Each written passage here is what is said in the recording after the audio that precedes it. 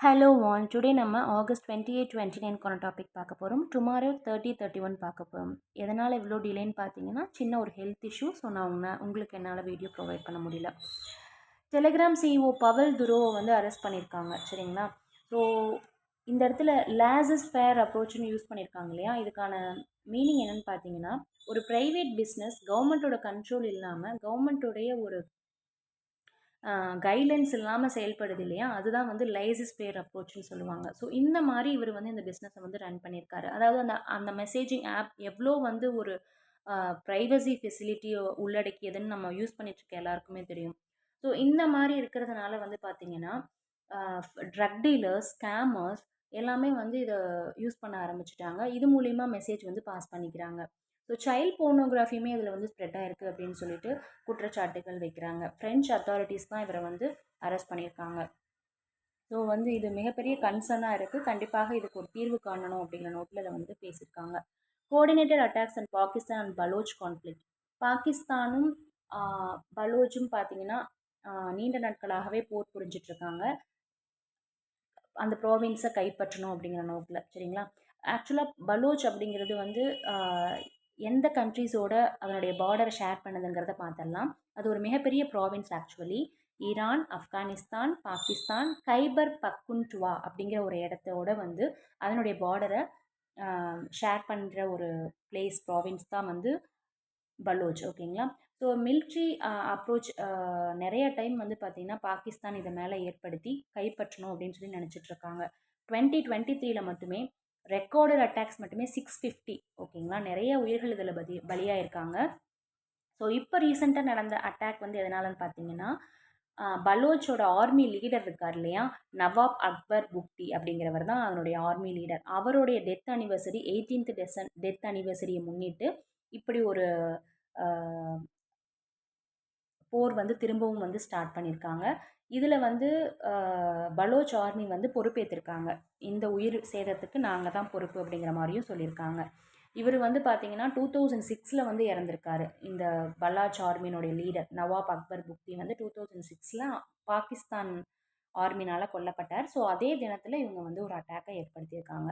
So military approach தேவையில்லை, நம்ம வந்து ஒரு சமரச பேச்சுவார்த்தையில் இந்த பிரச்சனையை முடிக்கலாம் அப்படிங்கிற நோக்கில் இந்த இஷ்யூவை அட்ரஸ் பண்ணியிருக்காங்க. Focus on trial on central agencies and cases.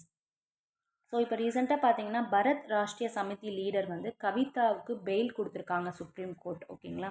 இவங்க பிஎம்எல்ஏ கேஸில் தான் அரெஸ்ட் ஆனாங்க. Prevention of money laundering act அப்படிங்கிறதுல. சரிங்களா? என்ன இஷ்யூன்னு பார்த்தீங்கன்னா டெல்லி கவர்மெண்ட்டோட லிக்வர் பாலிசி எப்படி ஃபார்ம் பண்ணப்பட்டிருக்கு, ஃபார்முலேட் ஆகிருக்குன்னு பார்த்தீங்கன்னா ஒரு ஃபேவரபுளான டீலுக்காக ஒரு சில க்ரோர் வந்து எக்ஸ்சேஞ்ச் ஆகி ஒரு ஃபேவரபுளான டீல் கொடுக்கணுங்கிற ஒரு பர்டிகுலர் லாபிக்காக இந்த ஒரு லிக்வர் பாலிசி வந்து ஃபார்முலேட் பண்ணப்பட்டுச்சு அப்படிங்கிற ஒரு குற்றச்சாட்டில் தான் அவங்க அரெஸ்ட் ஆனாங்க. சரிங்களா? ஸோ பிஎம்எல்ஏ அப்படிங்கிற ஒரு இதில் அரெஸ்ட் ஆனதுனால இவங்களுக்கு பெயிலுமே கிராண்ட் பண்ணல. பட் இருந்த போதிலும் வந்து பார்த்திங்கன்னா ஆர்டிக்கல் 45ல் பிஎம்எல்ஏ இதில் வந்து விமனுக்கு வந்து நம்ம வந்து பெயில் கொடுக்கலாம். சரிங்களா? இதை வந்து சுப்ரீம் கோர்ட் டெல்லி ஹைகோர்ட்டை கொஷின் பண்ணுறாங்க. ஸோ செக்ஷன் 45ல் இவங்களுக்கு ஆஸ் அ விமனாக நீங்கள் வந்து பெயில் கொடுத்துருக்கலாம். பொலிட்டிக்கல் ஆப்போனன்ட்ஸை ப்ரிசனில் வைக்கணும் அப்படிங்கிறதே குறிக்கோளாக இல்லாமல் பிரச்சனை என்ன அப்படிங்கிறத வந்து ஒரு விசாரணைக்கு பின்னாடி வந்து அவங்கள அரெஸ்ட் பண்ணணுமா தண்டிக்கணுமா அப்படிங்கிறது செகண்டரி.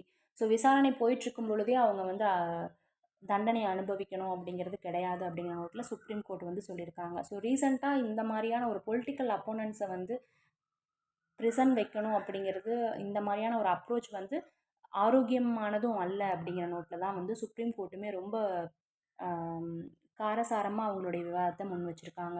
ஸோ அவங்களுக்கு பெயில் வழங்கிட்டாங்க. அவங்க கவிதா வந்து இப்போ வந்து ரிலீஸ் ஆகிருக்காங்க. War and peace on India and Russia Ukraine peace initiative. So ரஷ்யாவுக்கும் உக்ரைனுக்குமான பீஸ் இனிஷியேட்டிவை இந்தியா முன்னெடுக்க போகுதா, அது சரியான இடத்துல இல்லை அப்படின்னாலுமே இதை எடுக்கிறதுக்கான சாத்தியக்கூறுகள் அதிகம் அப்படின்னு சொல்லி சொல்கிறாங்க. கியூ அப்படிங்கிறது உக்ரைனில் இருக்கக்கூடிய ஒரு சிட்டி இல்லையா? ஸோ அதை பிஎம் விசிட் பண்ணுறாரு. சரிங்களா? அதை விசிட் பண்ண உடனே என்ன பண்ணுறாருனா டெலிஃபோனிக் கான்வர்சேஷன் வைக்கிறார். யார் கூடனா யூஎஸ் பிரசிடென்ட் பிடன் கூட.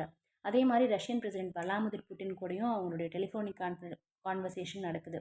ஸோ இது வந்து ஒரு நல்ல ஒரு பாசிட்டிவான அப்ரோச்சாக இருக்கும் அப்படின்னு சொல்லிட்டு பொலிட்டிக்கல் என்விரான்மெண்ட்டில் பேசிக்கிறாங்க.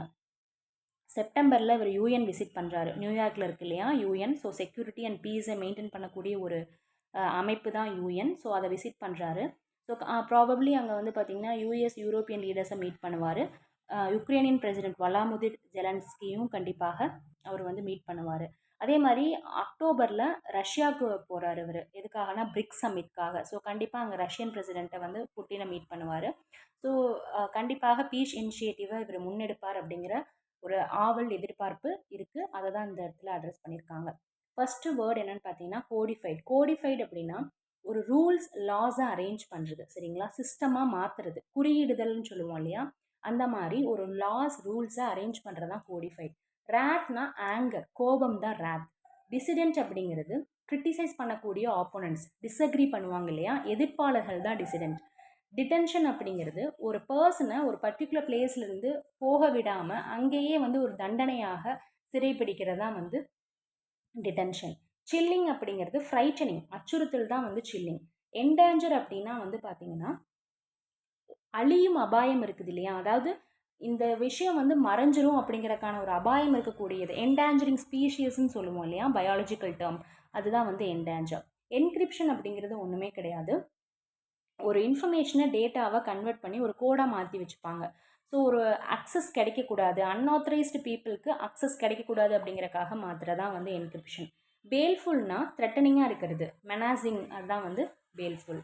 டேம்ப் டவுன்னா சைஸை ஒரு அமௌண்ட்டை ரெடியூஸ் பண்ணுறது தான் வந்து ஒரு லெவலில் ரெடியூஸ் பண்ணுறது தான் டேம்ப் டவுன்.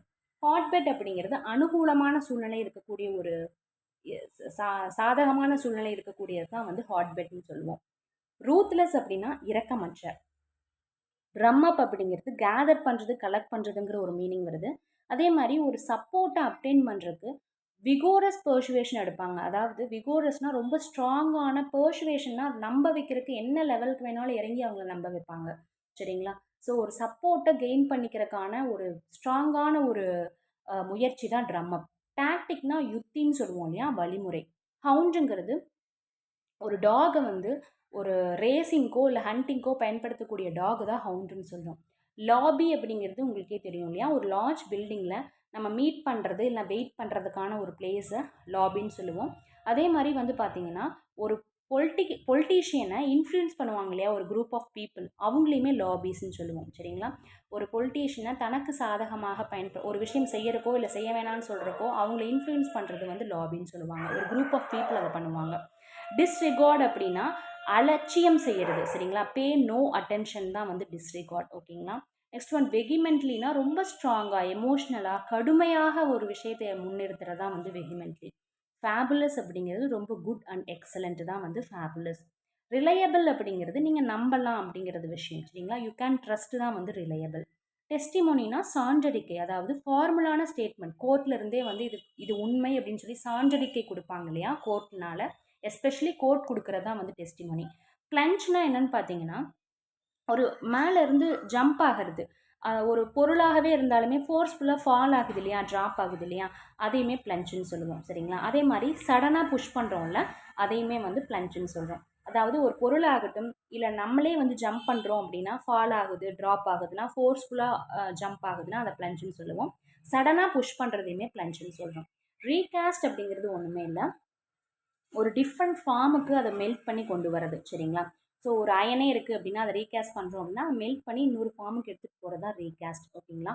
என்ட்ரென்ச்ட் அப்படின்னா என்னென்னு பார்த்தீங்கன்னா ஒரு அதனுடைய வேரூன்றி இருக்கும், சரிங்களா. அதனுடைய ஆட்டிடியூடோ பிலீஃபோ ஹேபிட்டோ வந்து பார்த்தீங்கன்னா வேரூன்றி இருக்கிறது தான் வந்து என்ட்ரென்ச்னு சொல்லுவோம், சரிங்களா. இன்கிரைன்ட், எஸ்டாப்ளிஷ்டு எல்லாமே வந்து என்ட்ரென்ச் தான், ஓகேங்களா.